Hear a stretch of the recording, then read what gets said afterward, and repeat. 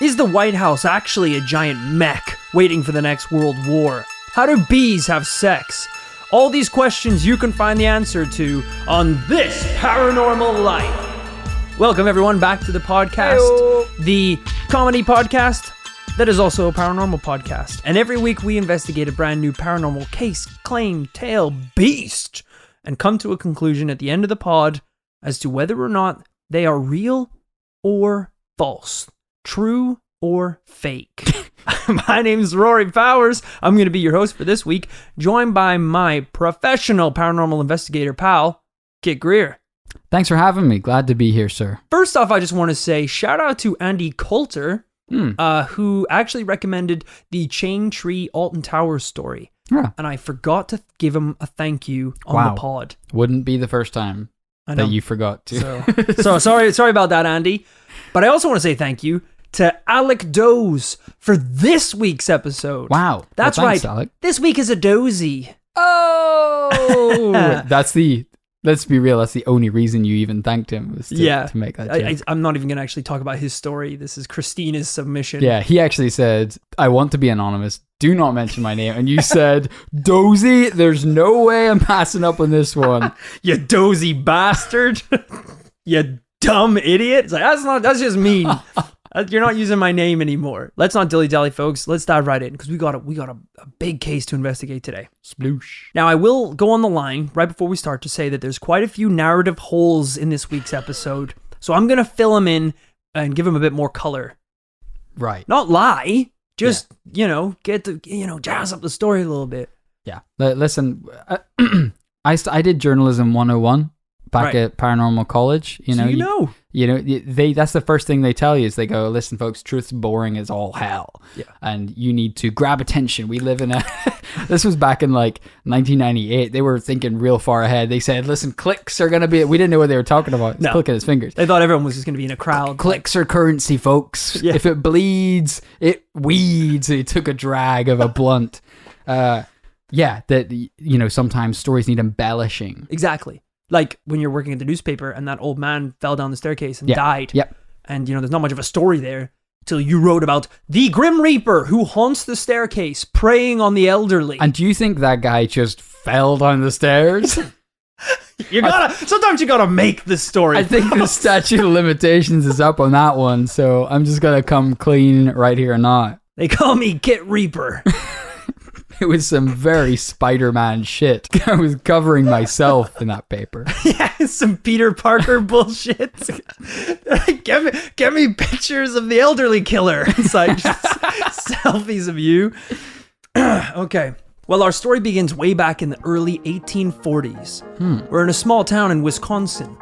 Now, these were the days where the towns were set up around mines. Oh, of course. Not land mines. Terrible place to set up a town. We're talking coal mines. That makes sense. Back then, there weren't the same industries there are today. You relied, it was very much a RuneScape style economy that relied on mining, blacksmithing, and mages. Of course. Well, one of these mining towns was called Ridgeway. And when you've got a town full of guys spending all day down a damp, sketchy-ass mine shaft, at night, they are gonna want to party. Right. I guess that's how it works, yeah. And they did. At night, the Ridgeway taverns would overflow with the drunk and disorderly. Real. One night at a Ridgeway tavern, things started getting out of hand. A couple of bottles thrown over there, a couple of punches thrown over there. Before we know it, we are dealing with a full-on medieval-style tavern fight. Hobbits on the tables, dwarves chucking glasses. Yeah. Legolas with his bow taking out orcs on the countertop. It's getting crazy. Where's the ring? Where the ring go? We don't know. It's crazy in there. A guy just went invisible. It's unknown just how they were involved, but at the center of this fight was a pair of 14 and 15-year-old brothers. Jesus. Yeah. They were getting drunk in the mine? It's mining days, man. They were probably they were at their deathbed in the 18, what did I say? The 18 40s. goddamn 40s? They were like 100 years old. It's a miracle they lasted that long. Well, whatever they had done to start this brawl, the other drunks must have been pissed, because in the middle of the fight, they picked up the 14-year-old boy and threw him in a fire. No. Holy shit. He burned to death. What did he do you think? What's the greatest cardinal sin in all of mining? I don't know, mine someone else's rock? Kill someone's canary? Yeah, I guess that's a pretty good one. They've all got canaries on their shoulders, like pirate style. I mean, these are real men. You'd assume they wouldn't get pissed off at little I things. can't believe he threw him in a fire. Yeah. Jesus. And he burned to death. Of course. The other brother, scared for his life, ran out the door into the night and froze to death. Oh my god, really? There was really no escape from this place. What a shitty life. Now, as I said, these were mining times, barbaric times, and I'm assuming someone was thrown in that fire every night. Yeah, it was kind of an Aztec human sacrifice. Yeah, like it's part of the ritual, like, hey, it's midnight, throw another little boy on the fire. And I think you're right about the age thing. I want to say that mining years are even more than dog years. Well, the story of the brothers didn't end there, Kit. 9 years later, a man named Dr. Cutler was heading home to Dodgeville, and the route... It's a real place, all right? So I'll show some respect to the people of wherever the this is based. He was getting out of Dodgeville. He was getting out, heading home. Sorry, he was going home today. He's going... That is a... You know when it's like a 5-lane highway one way, and then like a 1 lane into Dodgeville? He's going straight in. The route he was on took him right past Ridgeway. Mm-hmm. Now he was riding down the road at night with his horse and carriage. It was dark, quiet, creepy? That wasn't supposed to be a question. Creepy. When all of a sudden, he looked down and saw a dark figure sitting on his carriage, riding on along his carriage? in silence. His carriage! Just sitting there, riding along in front of him. What are you waiting for? Boot him off! Well, this seems like a good time for me to tell you that Dr. Cutler was hammered. He offered him a obliterated. drink. Evening, officer. Fancy a tipple? That's a tin of beans. I just wanted to get that out in the open before you research it yourself and call me out on it. He was piss-ass Full drunk. disclaimer. Yeah. Dr. Cutler stared at the ghostly figure as it continued to just ride in silence. And then without warning, it disappeared. Okay. Thoughts? He was drunk. Of course, You told I me mentioned that. he was drunk. I said it at the start, so you can't hold that shit against me. That's how evidence works. That's why in court, when I walked in, I said, yeah, I killed him. What are you going to do about That's it? how evidence works. Everyone respects honesty. Yeah, the judge is like, well, goddamn it, that's not the most innocent prisoner I've ever seen. You got some balls, kid. Case dismissed. I like the idea of you going in and being like, you know what, Judge? Just like leaning on his like desk. It's like, you know what? So inappropriate, by the way. You know what? I did it. And he's like, well, hell, I respect that. And you know what? I'm going to cut your sentence in half. And you're like, sentence? I thought this was a get out of jail free card. I confessed. There's a sentence? I learned my lesson. I told the truth once. I'm an angel for this. The doctor tried to tell people about what he saw, but obviously they all just took the piss out of him because he was drunk. But was it a coincidence, Kit, that this ghostly spirit appeared right as the doctor passed by the house of the deceased brothers? Oh, that's very interesting. But did he know? That's what you want to find out. I don't know. I feel like two brothers dying on the same night, one burning to death, one freezing to death. It's not a big town. People are going to find out about that. Yeah, agreed. You're going to have to know about that. Yeah. A year later, the doctor was finishing up a visit to one of his patients who lived out in the countryside. So he headed back home to Dodgeville, right by Ridgeway, and the brothers' old home. As his horse and carriage trotted along the road, he kept a watchful eye on the edges of the forest, just in case something happens again. Yeah, he's a little spooked. But he passed the house, and nothing appeared. Good. Home and clear. Crack open the bottles. Yeah, Let's have a get little this party on swig, the road. Then he looked down at his horse, and there it was! What? The same dark spirit he had seen a year ago, sitting in silence. What, on the horse? Yeah, sitting at the front of his carriage, just riding there in silence. Dr. Cutler yelled, "Ah!" and dropped the reins to the horse, Oh, shit. releasing it and the spirit out in front of him into the darkness. Okay. It just rode off. Okay. Yeah, that Thoughts? changes things. I'll say that. Yeah. Well, he's sober this time. No, but it changes things because He's not drinking. Yeah. Suddenly, he's making excuses for why he lost his horse, which doesn't sound like a very sober activity. I think when a spirit from another world lands on your pony kit, you can let him go. You have my permission to let him go. Hell, you have a permission to put a goddamn 12 gauge against the back of its head. I was gonna say, I mean, I don't think that's a very fair life to give the pony over to. Yeah. Spirit life. You know, the spirit appears in front of you and you're like, oh, don't worry, horsey. Like, I'll make sure we both get home safe. And then the spirit comes up and you're like, take him, take the horse. He's got twice as much meat as I do. And you just like slap his ass and like send him running Horse into the kicks darkness. you in the head. Or like horse runs straight into a wall, dies, becomes a spirit, and they both haunt the shit out of you. Chase you down the road for an eternity. He's seen it twice now. He's seen it sober, Kit. He's seen it drunk. There's no escaping it. I think this guy has a booze problem. I think you have a goddamn listening problem. Doctors are notorious drunks. Listen, if you saw the shit that they saw every damn night, you'd drink your eyeballs off. Yeah, their pen and paper is drugs. So you know a little bit of that is going back into the system. You think that the one person in society who has access to medical grade ketamine, cocaine, etc. isn't gonna huff that shit every single night? That's why they train. That's why you want to be a doctor. Not because of the money. You don't need the money. Sure, you get the drugs money's for great. free. With the amount that you're going to save on drugs, you're going to be a millionaire, sure. Yeah. You got a cough? The me will see you now. I'm a doctor.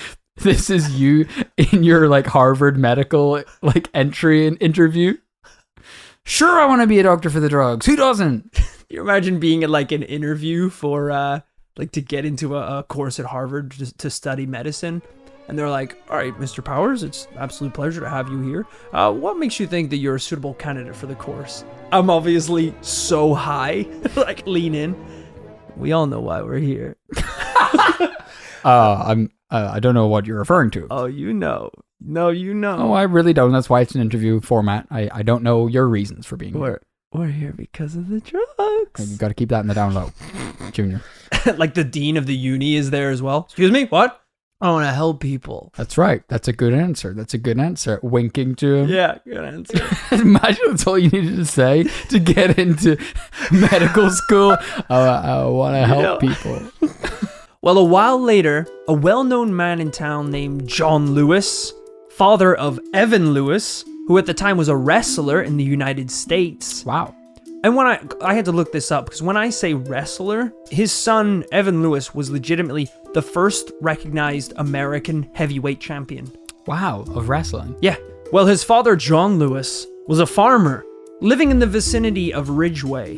And one day he'd spent hours helping his friend with some butchering.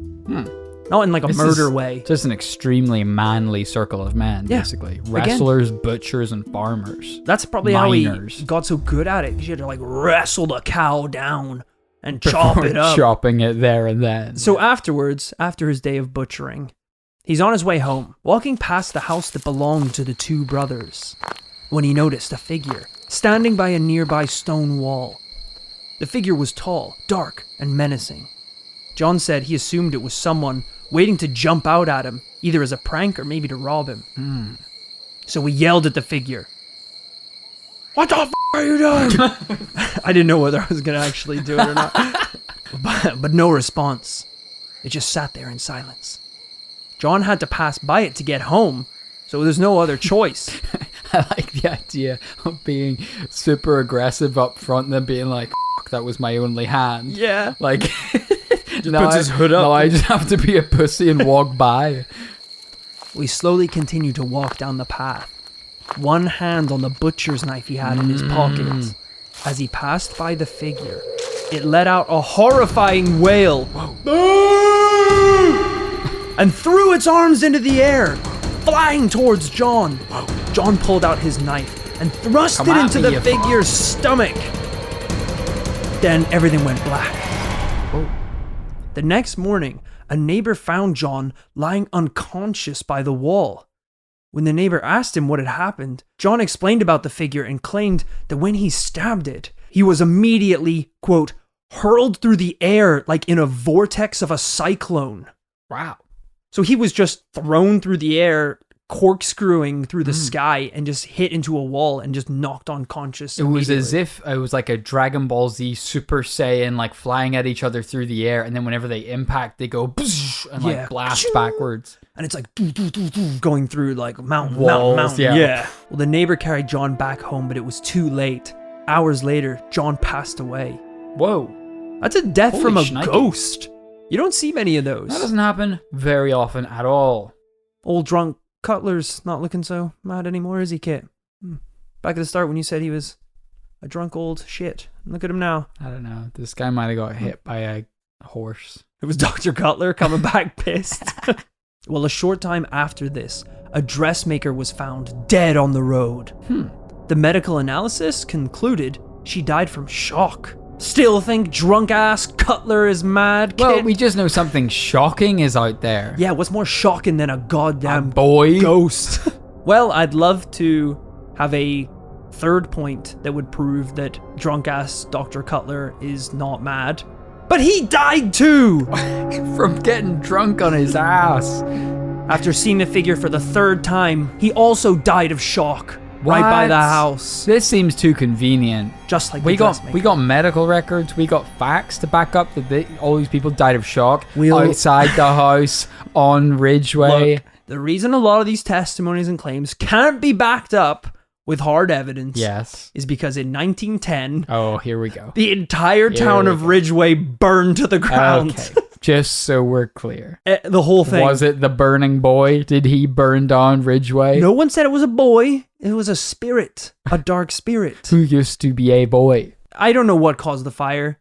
Maybe they got sick of being shocked to death, so they burnt it all down. Yeah. They took our advice a little too literally.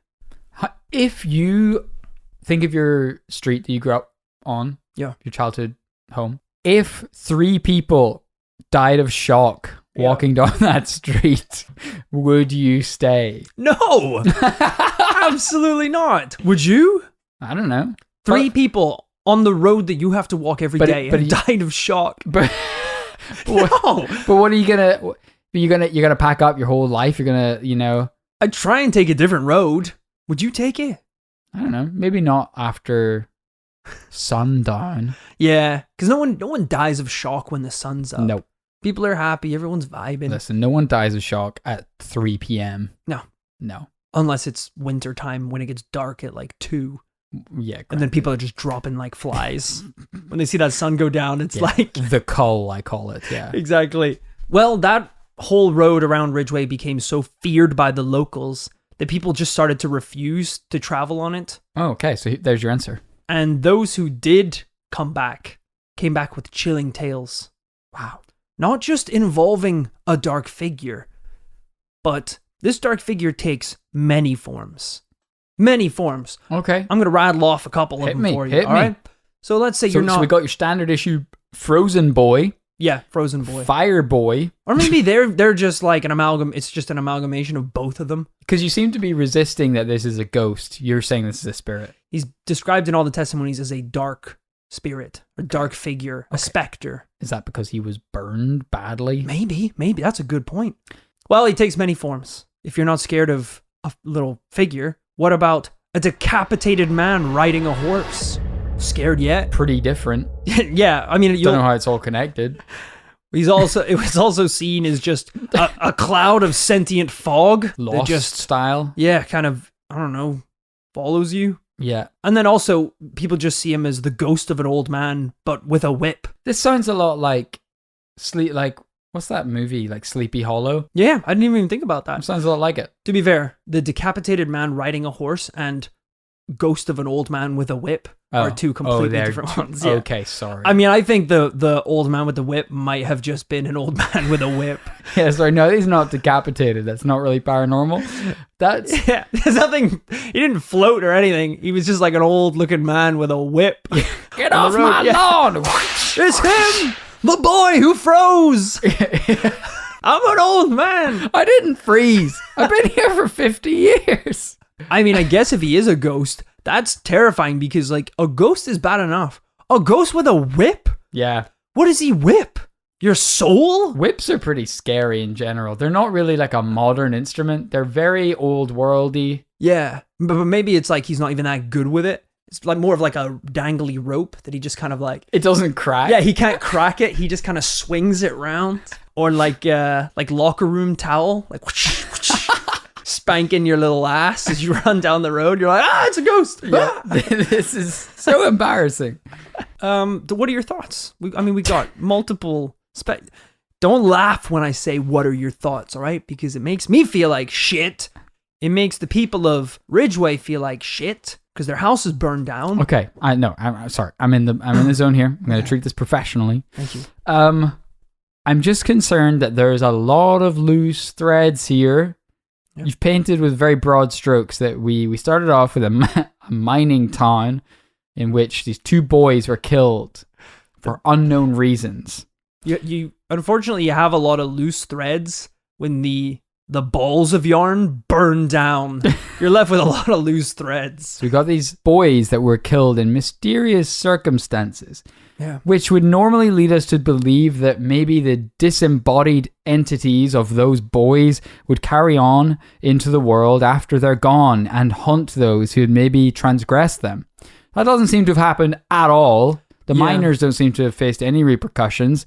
If anything, the site of these boys' home has become the site of just general paranormal happenings, from old men with whips through to dark entities riding horses. Maybe you could say that their death has caused a paranormal disturbance in the force that's causing rip and paranormal space-time and ghosts and demons to just flow out of this like particular road. Yeah, it's like, the boys died in a bad way, so they weren't happy, so they went to the realm of the dead. Mm-hmm. And they're like, well, f*** this. I'm going to go back and haunt that road because that was really uncool. And there's like the old man overheard it. He's like, you guys are going back? I want to go back. I was whipped to death on that road 20 years ago. Yeehaw! The headless dude is like, you guys going back to that road? Yeah, that place is a piece of shit. One of those trees took my goddamn head off. They're all just like, we've just been playing chess for the last 200 years. We could have been here this whole time. Yeah, we could go back?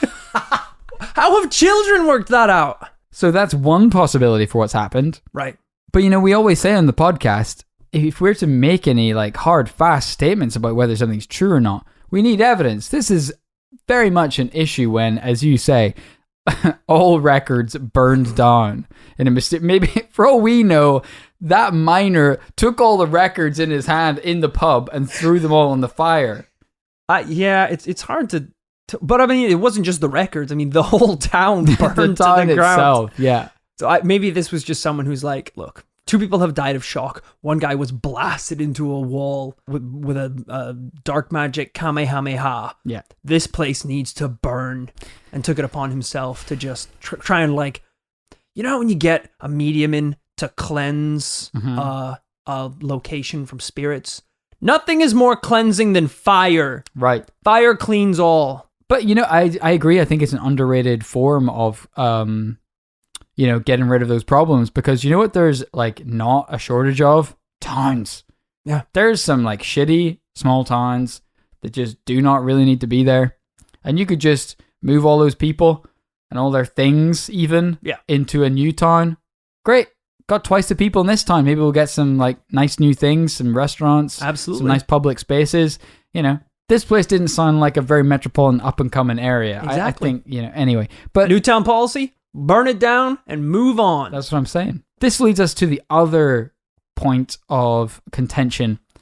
If the town burned down altogether, who is telling this story? Well, you'd have to assume, as I said, that the story of the brothers dying, and I guess like a local haunting, is so iconic that it's being passed down now between members of the town who lived there or once lived there. Right. I will point out that Ridgeway and all these taverns that all the miners went to it was quite a violent area.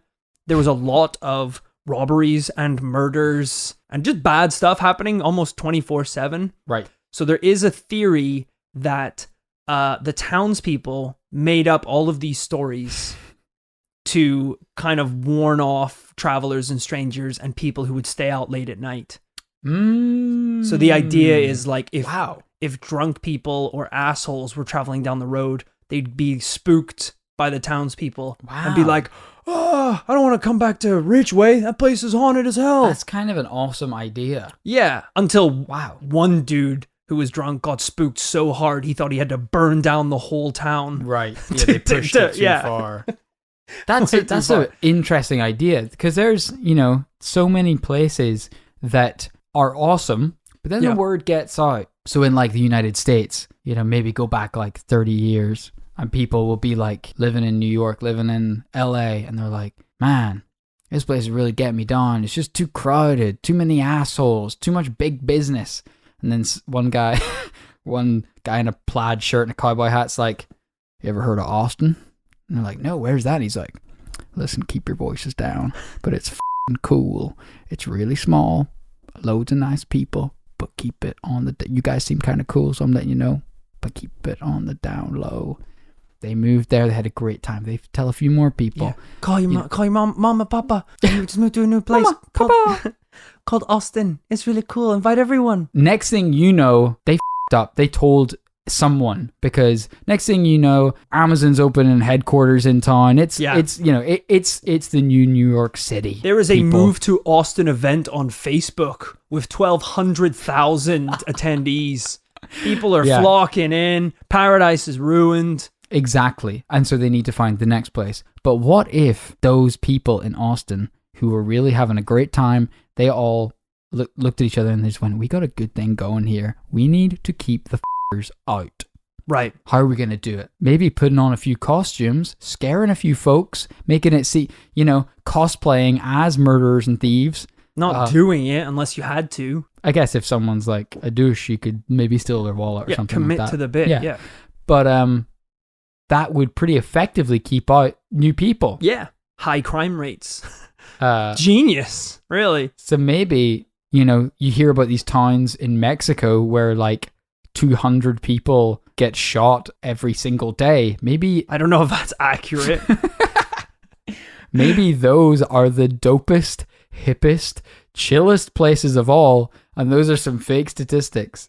Could be. Yeah, it's a tough story, and the more I looked into Wisconsin and this area, well, first off, so Wisconsin is haunted as shit. Really? As you said. I mean, wow. I was looking up some stories about this, the Ridgeway spirit or phantom or ghost, whatever you want to call him. I mean, he's like one of 50 different creatures that live even around this area. Even when Ridgeway burnt down, they said that the spirit moved into the woods near Mineral Point. So he just up and shifted. Because you can't actually burn the spirit. That's the thing. No, you just make him not want to hang out at that place anymore. But I mean, there's still way more people. And as I said, the spirit takes the form of like 100 different things, like an old man with a whip and a headless horseman. Well, that's interesting. The fact that you say that Wisconsin is broadly haunted by lots of different things, that maybe gives a little more credence to the idea that we don't need to be so hung up on these two boys. Yeah. Maybe it's just a general haunted vibe. Yeah. Well, I mean, it'd be one thing if, when you're walking down that road, half your body feels hot, the other half feels cold, right. And then you see two spirits in front of you or something like that. That would make more sense. It doesn't make any sense. It doesn't make... An old man with a whip because a 14-year-old boy was thrown in a fire during a bar fight? Mm-hmm. What does that even mean? Yeah. I don't want to be too down on my own story here. Yeah. No, but be it, because I'm going to do it for you if you don't. Cool. I was actually edging towards a yes, but I was taking a real roundabout. I was like, it's unbelievable. So goddamn unbelievable, it must be real. Because where there's smoke... There's a burning child in a pub.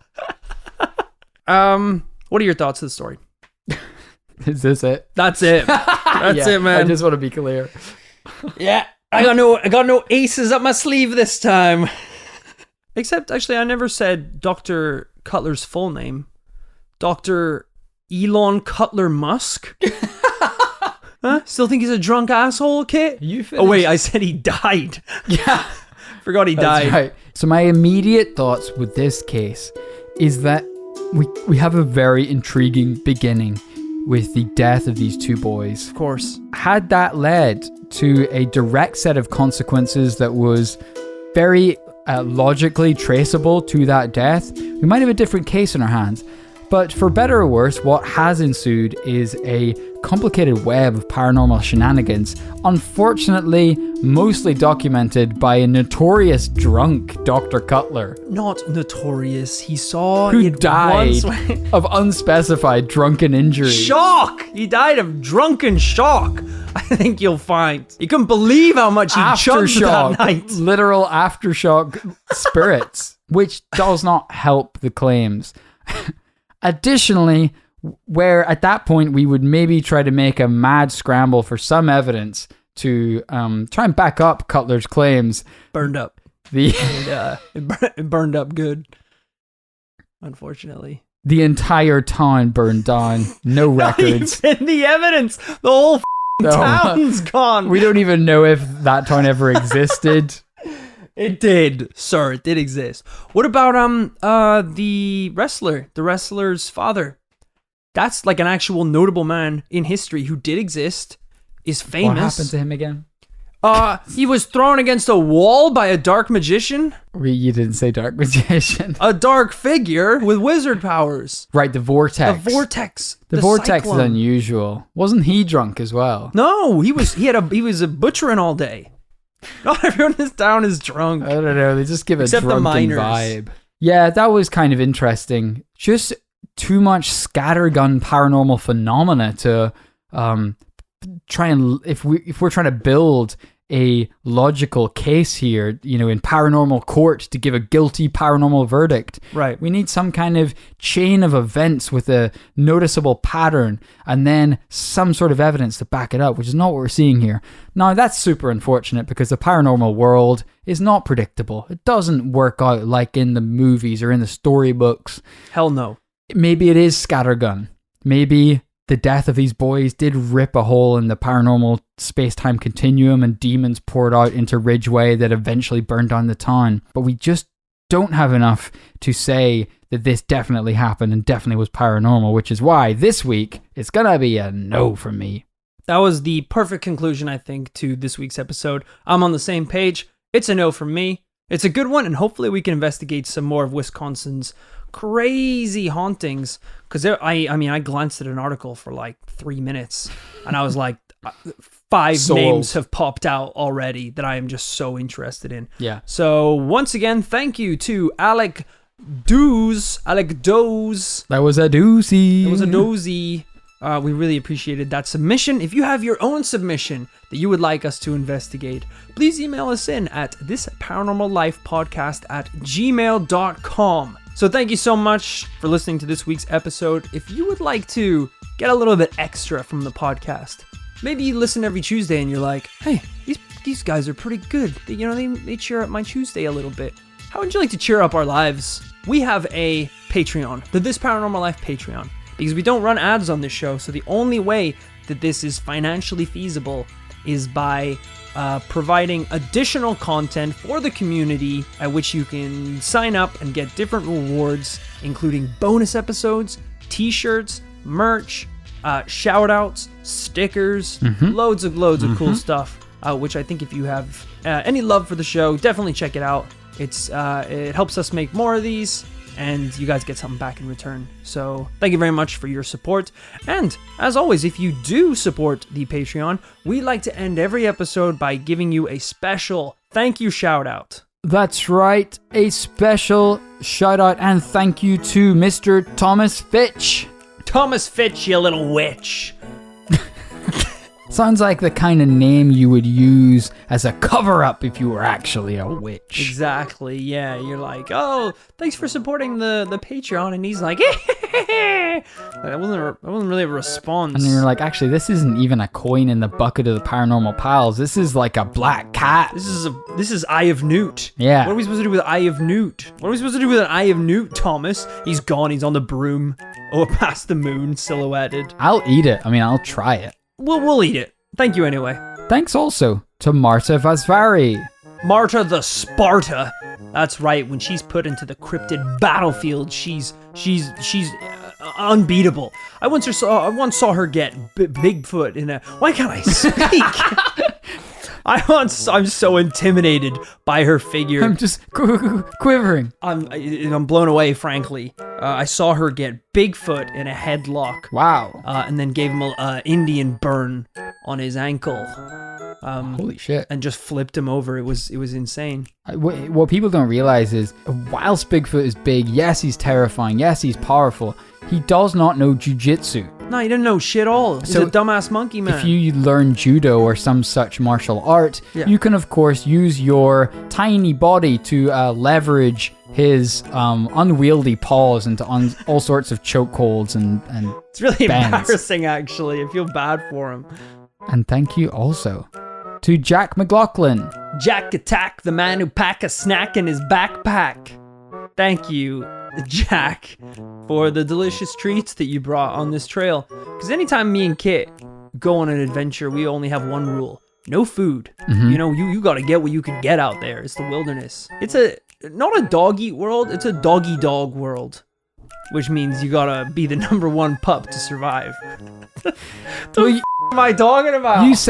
You say no snacks. What you mean is you don't pack any. You refuse to buy any supplies or snacks. Hell or no. even wear appropriate footwear. No. And yet you eat all of my Cliff Bars. It's the law of the jungle out there. The only food I'm allowed is what I can scour from the land, i.e. your backpack when you're not looking. Like, you start like 15 minutes into a 3-day hike as well. Oh yeah, we're like straight in there, like 2 steps out the door, and I need a Snickers or I'm gonna drop dead. I need that sugar rush. It's a doggy dog.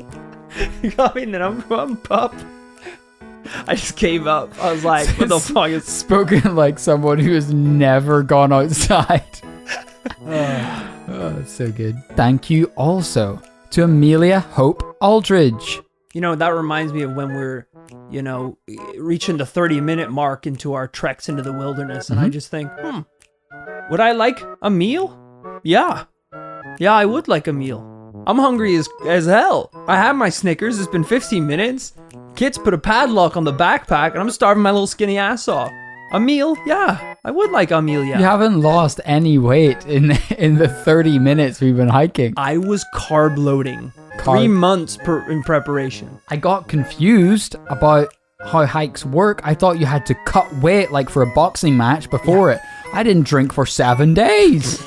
So a meal? Yeah, I would like a meal. Thank you, Amelia. Thank you also to Luke Quack. Quack! Luke's coming. And he's hungry as all hell. And I've only... He's coming for our snacks. And I've only got enough snacks to get this hungry bastard to my right home. You know, if you try and punch him as well, he's jumping in the air doing a Luke-de-Luke, dodging every blow. Wow. Thank you, Luke. Thank you also to Philip Walsh. It's going to be a long, dusty trail out there. We're going to need some food, so grab that backpack and fill it up with snacks. Oh, better wash your step. Hold on. You better wash your step out there. It's rocky. Oh, thank you so much, Philip. I'm so sorry. Thank you so much for your contribution. And lastly, but not leastly, thank you to Jason Keane. Jason, you're a little too keen to come on this walk. So, unless you're packing snacks in your backpack, you know, take a hike. But not with us. Oh, God. But like the other way. The other way, in the other direction. Oh, God. Thank you so much to everyone who has contributed to the Patreon. I hope you enjoyed your shout-outs. If you want to be razzed in person, why not check out our secret society on Facebook, where we can connect with all of our paranormal listeners one-on-one. So check that out. I think that's just Facebook, and then search This Paranormal Life. There's a group page. The Secret Society. Secret Society is what it's called. Probably shouldn't talk about it on a podcast. Granted. But definitely check that out if you want to have some fun paranormal chat with like-minded geniuses. Thank you so much for listening to this week's episode. Hope you had fun, and we will see you again next week for a brand new paranormal tale.